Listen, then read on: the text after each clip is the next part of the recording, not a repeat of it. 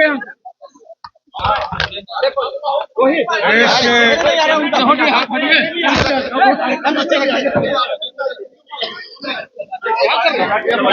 के यशस्वी प्रधानमंत्री जी को और आदरणीय वित्त मंत्री जी को धन्यवाद देता हूं। जिन्होंने 2047 का भारत कैसा होगा, 3 कर्तव्य के बारे में बताया। 6 मुद्दे जो महत्वपूर्ण इस भारत के विकसित के लिए होंगे, उसके लिए बताया। कई योजना के बारे में उन्होंने बताया, चाहे वो हाई स्पीड रेल का जो कॉरिडोर हो, सेमी कंडक्टर का पूरा इंफ्रास्ट्रक्चर खड़ा करने का मामला हो, चाहे वो फिशरी से जुड़ा हुआ हो, चाहे वो जल मार्ग के बारे में, एक तरह से कारखाना से लेकर पूरी तरह जल मार्ग के परियोजना की चर्चा और कई चीजें, कैसे मेडिकल कॉलेज, मेडिकल इंफ्रास्ट्रक्चर, कैसे डिस्ट्रिक्ट के हॉस्पिटल में आईसीयू और वहां पर पूरा ट्रॉमा सेंटर का यूनिट बनाने का निर्णय लिया है। इसलिए और मैं विस्तार से आपको बात आपके बीच में करूंगा, लेकिन आज आदरणीय प्रधानमंत्री जी नरेंद्र मोदी जी को और वित्त मंत्री निर्मला सीतारमण जी को धन्यवाद देता हूं कि 2047 के भारत के लिए जो नींव आज उन्होंने रखा है, इसके लिए उनको बधाई देता हूं। भारतीय जनता पार्टी ने शोर किया कि 9वीं बार निर्मला सीतारमण लोकसभा में देश का बजट पेश करेंगे।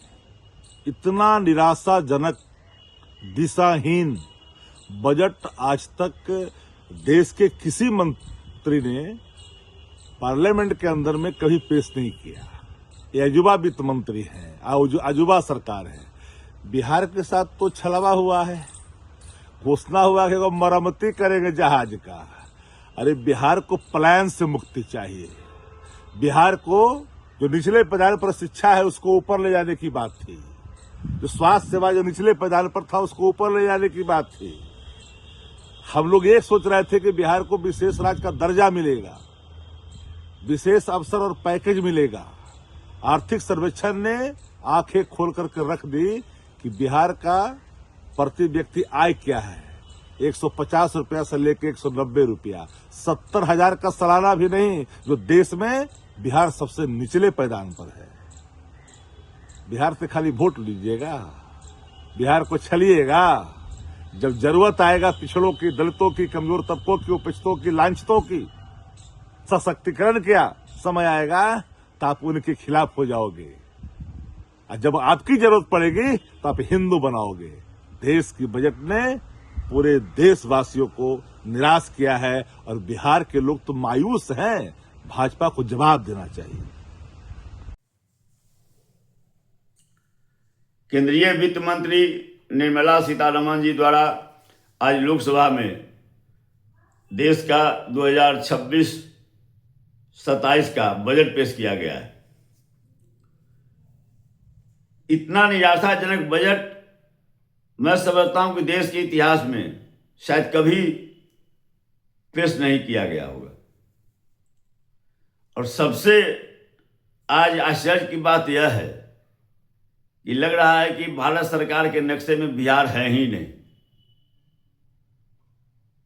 माननीय वित्त मंत्री ने लगभग 1.5 घंटे तक बजट भाषण दिया, लेकिन एक बार भी बिहार की चर्चा उनके द्वारा नहीं की गई। एक बार भी बिहार का नाम नहीं लिया गया, जबकि वही पिछले बार 2025-26 के बजट भाषण में यही वित्त मंत्री द्वारा 8 बार बिहार की चर्चा की गई थी। उसके पिछले वित्तीय वर्ष में बजट पेश करते समय 11 बार बिहार की चर्चा हुई थी, और आज तो एक बार चर्चा भी नहीं हुई। कहां हम अपेक्षा करते थे कि डबल इंजन की सरकार है। 2 दिन पहले जो आर्थिक सर्वेक्षण का रिपोर्ट आया है उसमें बिहार को सबसे पिछड़ा राज्य बताया गया है। चाहे वह प्रति व्यक्ति आय का मामला हो या अन्य भी जो मानक पैमाने हैं, सब पर बिहार काफी पीछे है।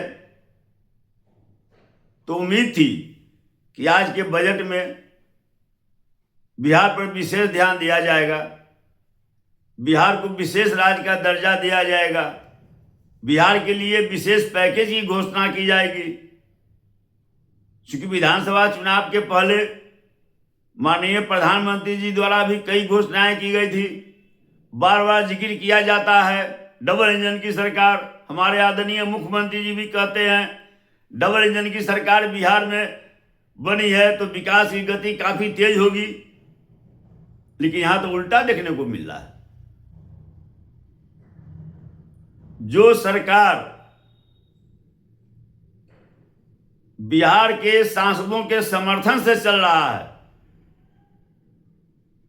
उस सरकार के नक्शे में बिहार है ही नहीं।